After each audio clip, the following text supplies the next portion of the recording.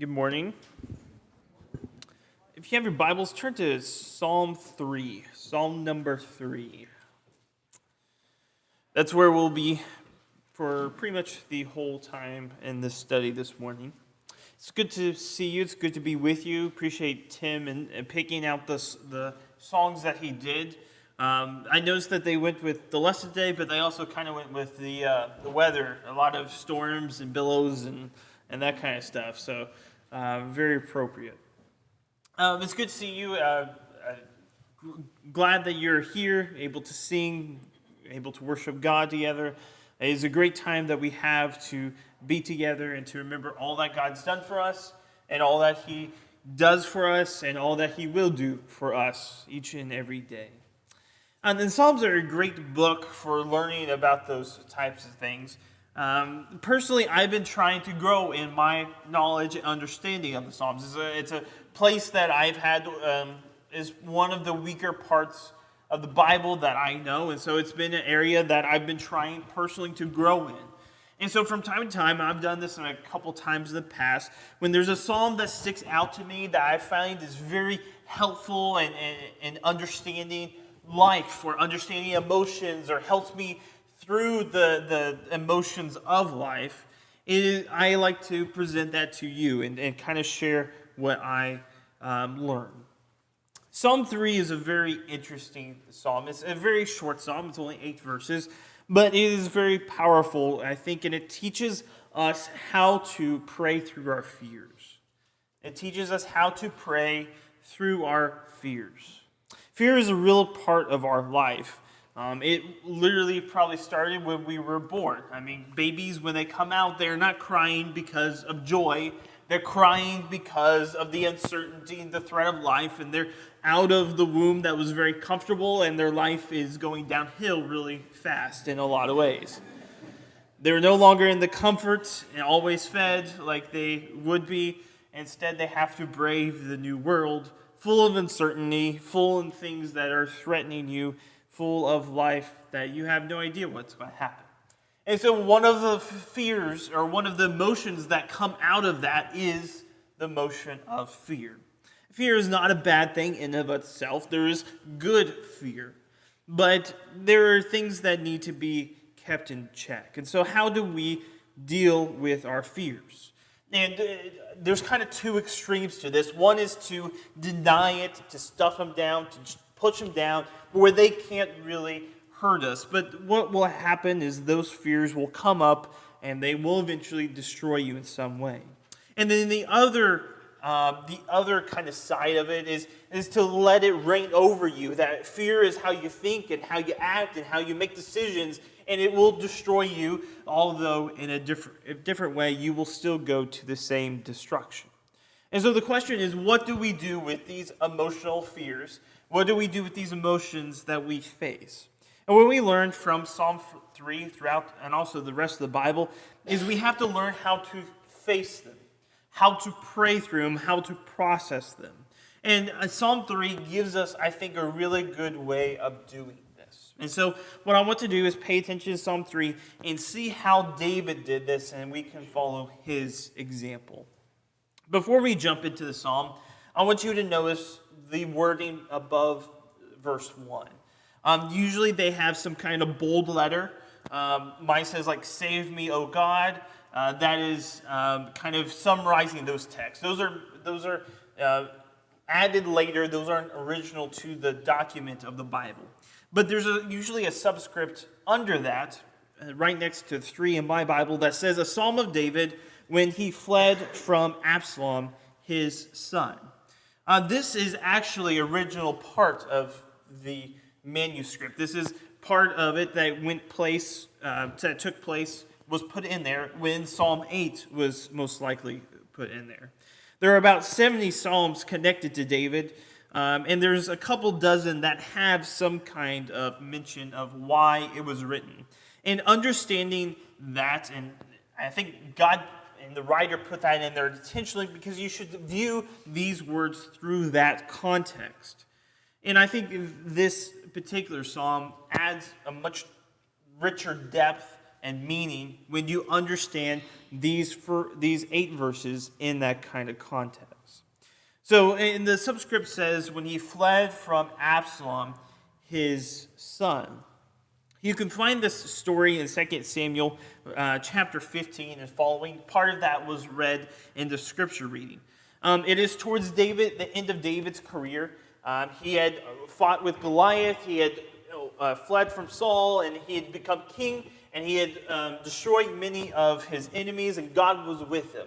And then he had that one sin that just killed him and really killed his whole kingship in a lot of ways. And that was his sin with Bathsheba. And one of the consequences of that sin was, since he had ruined Uriah and Bathsheba's family, his family would always be in discord from that point on. And that was certainly true. And to the point that we come to in this story, where Absalom, which is David's son, basically has a coup. He gathers all the important leaders of Israel. They come to Absalom's side. And David has to flee because Absalom is going to kill him. And so this is a very difficult time for David. It is not a great day, as you can imagine, as you're fleeing with whatever servants and people have stayed faithful to you, and you are running away. And I'm sure you can imagine that fear is one of the primary emotions that he's feeling at that point. So with that as the background, let's jump into the psalm. Let's do the first 2 verses. Verses 1 and verse 2. O Lord, how many are my foes? Many are rising against me. Many are saying of my soul, there is no salvation for him in God. He starts the prayer in these first 2 verses, outlining and identifying what it is that he is fearful of, the source of the fear, and he's honest with that to God. The first one is pretty obvious. Verse 1, O Lord, how many foes, how many are rising against me? And it's probably alluding to at least 10,000 soldiers that are coming against him and his several hundred, maybe a couple thousand at the most. How he's greatly outnumbered and he's on the run, and how many people are searching for him to kill him. There's a lot of people that want him dead. But the second thing he outlines in verse 2 is arguably more threatening, and it's the enemy's propaganda. Many are saying of my soul, there is no salvation for him in the Lord. Basically saying, God is done with David. God is done with him.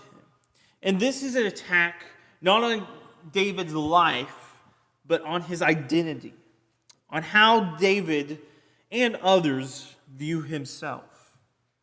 Think about the story of David. God has been all throughout it.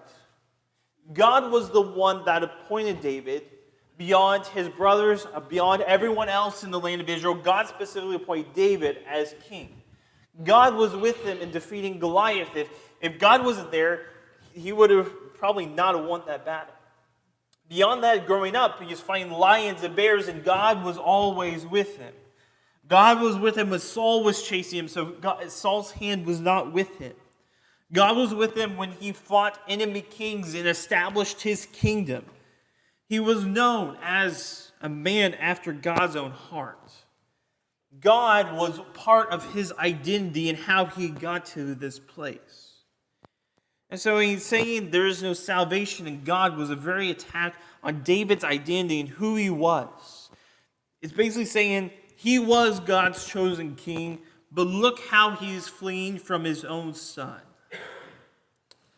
Who is David really? If he's not a successful king, if he's not even a good father, who is David? He is afraid for his life, but also more for the person he is. People can endure a lot, but if their identity is destroyed, most times they will fold. And you can see this in different ways. You know, it's hard losing your job, being let go from your job, but if you're fired in such a way that you doubt your worthiness and your value, and if you're even good at that job, that's a lot harder to come back from. Or if you are diagnosed with cancer, there's a lot of fear that goes with that. There's a lot of trouble that goes with it. But if that cancer diagnosis makes you question your perspective of God and your perspective of your life, that's much harder. You even have someone whose son goes through a difficult, or child goes through a difficult time, and that's hard enough. But if the things that the child goes through question your parenting skills and who you are as a parent, as a good mother, as a good father, that is even harder.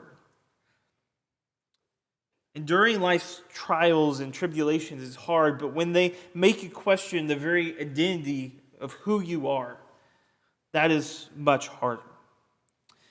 And so it's really, I think, good for us to look how David deals with this.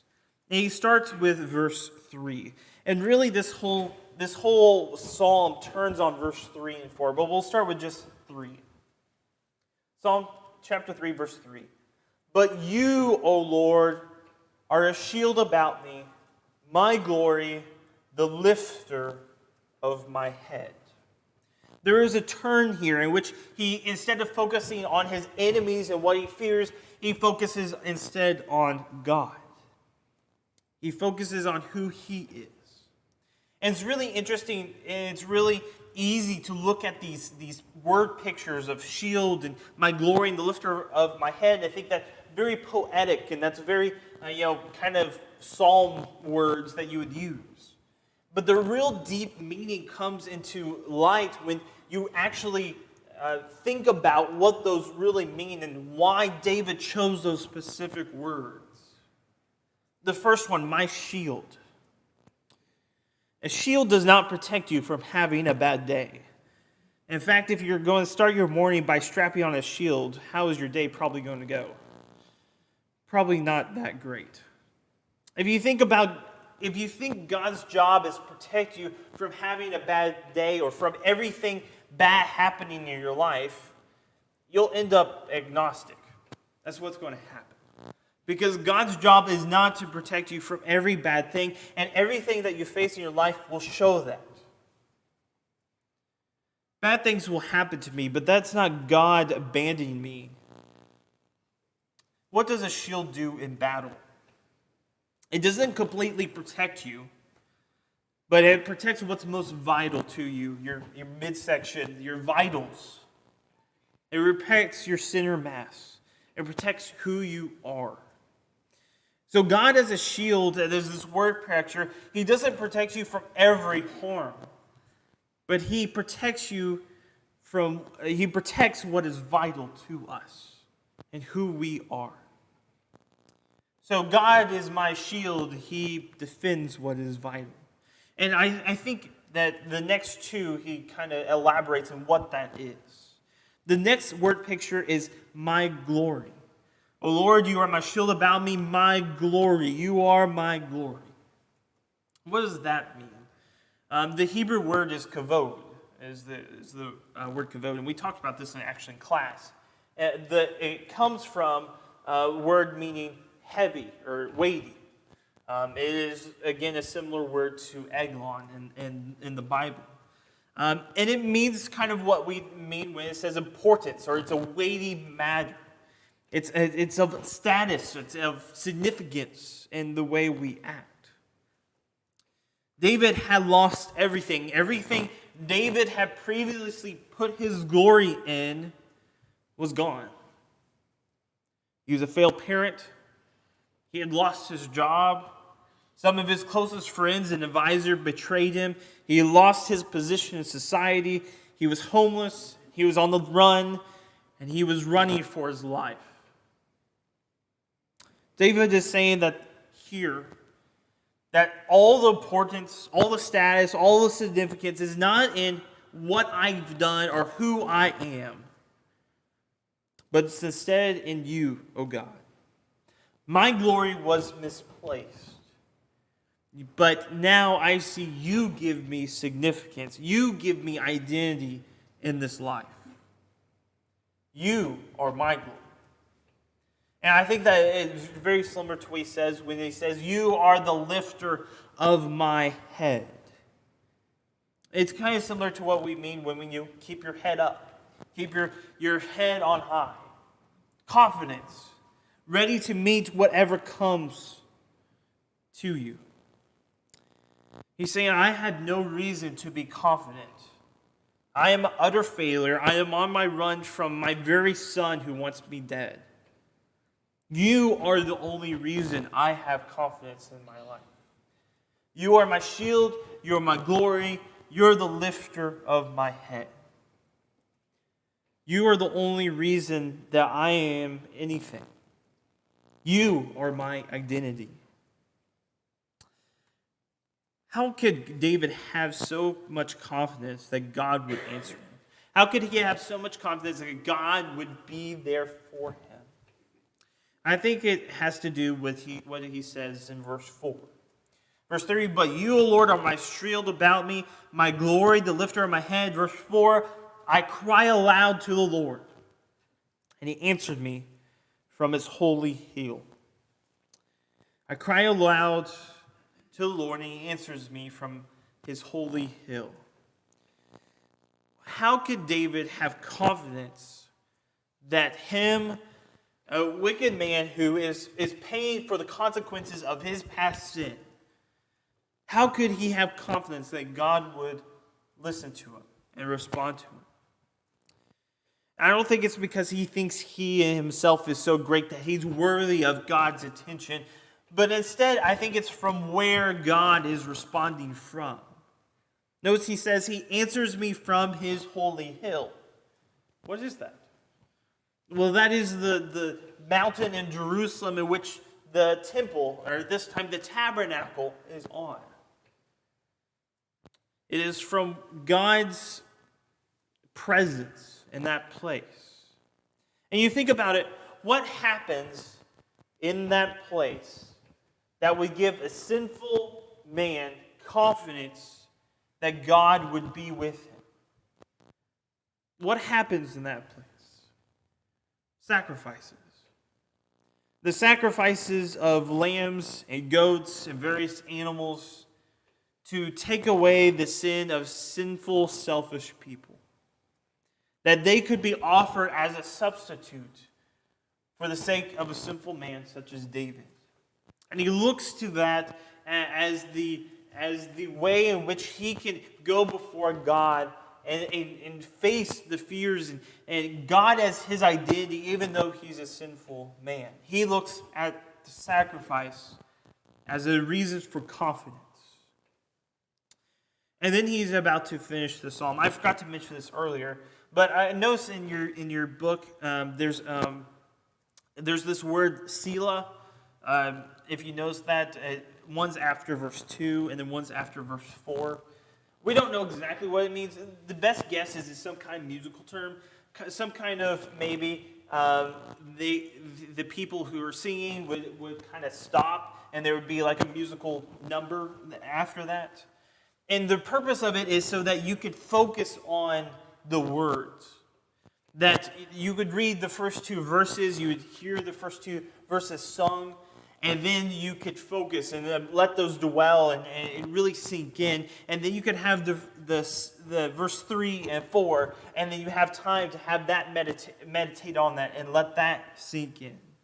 Until this final section, verses 5 through verse 8. Notice how it is changed. Everything in his perspective is changed. Verse 5. I lay down and slept. I woke again, for the Lord sustained me. I will not be afraid of many thousands of people who have set themselves all around me. Look at the outcome of the prayer. Look at how he's completely changed from in verses 1 and 2 saying, how many are my foes that are rising against me? And they're saying there's no salvation of God. How that's changed to where he's able to sleep. When you're in great anxiety, great fear, sleep is one of the first things that escapes you. You're not able to sleep when you're in great fear. But he says, I am able to lay down, I'm able to sleep because the Lord sustains me, because I trust him, Lord. Instead of looking at the enemies and the threat, I'm looking at God. and understanding that he's my shield, my glory, and the lifter of my head.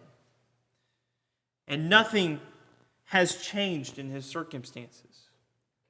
The armies didn't suddenly go away.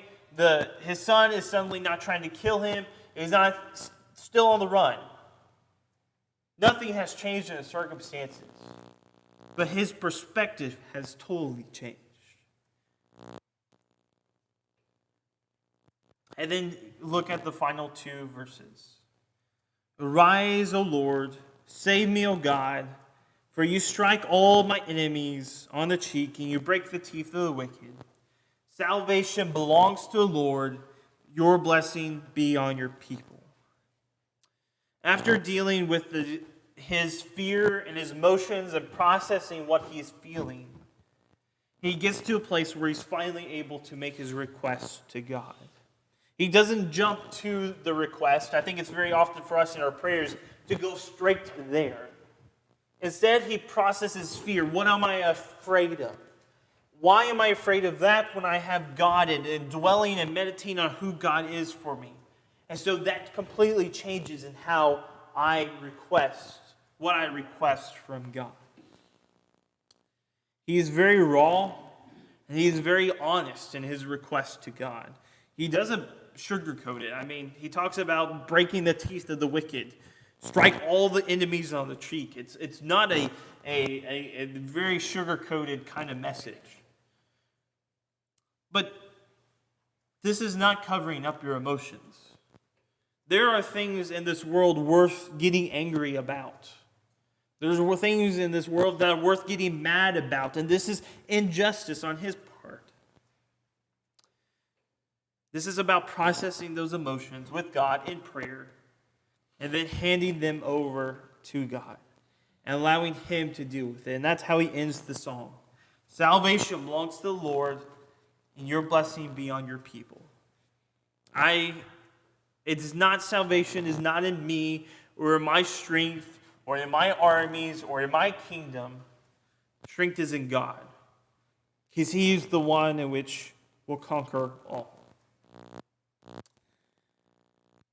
And so as we wrap up, how does this psalm pertain to us?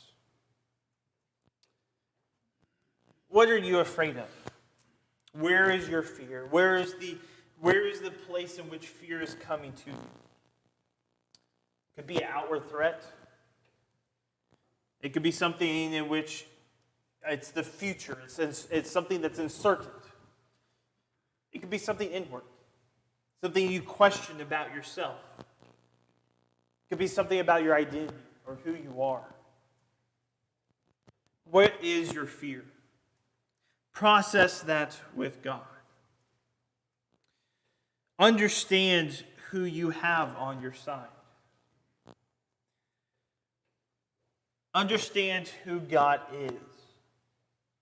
Put your trust not in yourself, in your position, in your authority, in your physical strength, in your network, in your 401k, and whatever that is. Because that could be quickly taken away, just like it happened to David one night. And he was the king of the country. I probably dare say that we're not the king of any part of the country here. How quickly those things could be taken away. And so the question becomes, what is your identity in? Is your identity in those things something about what we've done or who we are? Or is our identity in some shape or form in God? Because everything that we put our identity in can be taken away if it's not in a shape of God.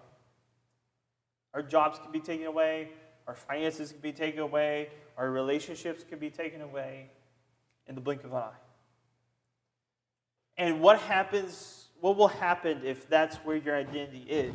You will crumble and you will fall, and you will not be able to get back up unless you discover this. Because how you look at yourself will just completely disappear. The best way to overcome the trials and the fears of this world is to put your identity and your respect and what you look for in God himself. That is where you place your identity and who you are. You see that he is your glory. Your glory is not in yourself or how great you are or what you've done in the past or your wealth. Your glory is in God, and he is the reason that you can have confidence to wake up every morning and look at the world and have confidence to take it on. If you are here this morning, you are not living like you should. You can't have that confidence in God like you should. You can't have that confidence in God because He wants to save you. You haven't let him. If you're not baptized, that is the way that you can be one in God. You can have him in your life so you can have confidence in him when everything in your life is taken down.